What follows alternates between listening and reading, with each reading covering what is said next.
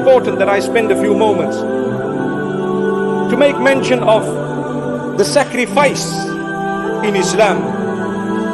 When we say sacrifice, one of the prime issues that come to our minds, the sacrifice of Ibrahim alayhi salatu wassalam, of his son Ismail, may peace be upon them all and upon us. If we take a look at what happened, according to the narrations, the historic narrations and some of the ahadith of Rasulullah sallallahu alayhi wasallam, it was a dream, an instruction to a Nabi of Allah subhanahu wa ta'ala, Ibrahim alayhi salatu wassalam, to do something that pleased Allah, although it did not make sense to this man. But he knew it was coming from Allah, so whether it made sense or not was besides the point. I have to get this fulfilled because it is wahy, it is revelation, it is from Allah, it is an instruction of my maker.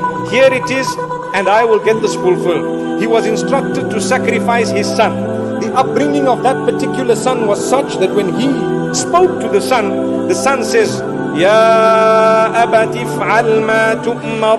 Oh my father, do as you have been instructed. Satajiduni insha'Allahu minas sabirin. You will find me being from amongst those who are patient. This was the upbringing of the child. May Allah subhanahu wa ta'ala help us to give our children similar upbringing, that when the decree of Allah is mentioned to them, they do not find it difficult to surrender to it. Today, we don't read Salah and we expect our children to read Salah. We don't dress appropriately and we are saddened when our children dress more indecently than us.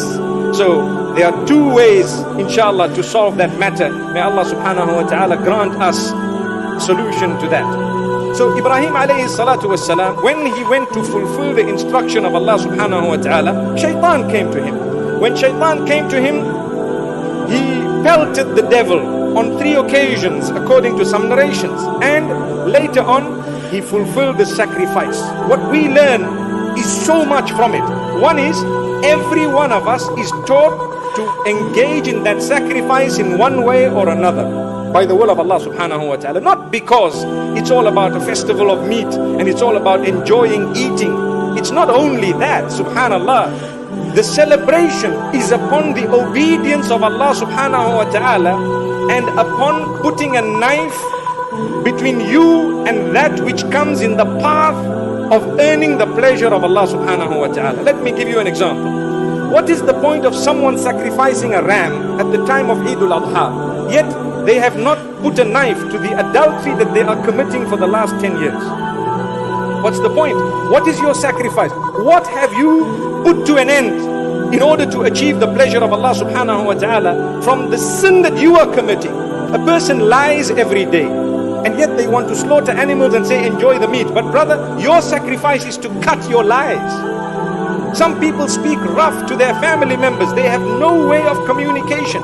They speak to their wives or sometimes to their husbands or their children or parents or in-laws in such a rough way that they can only be pleasing the devil. Yet they will come to you at the time of Eid al-Adha. Eid Mubarak, subhanallah.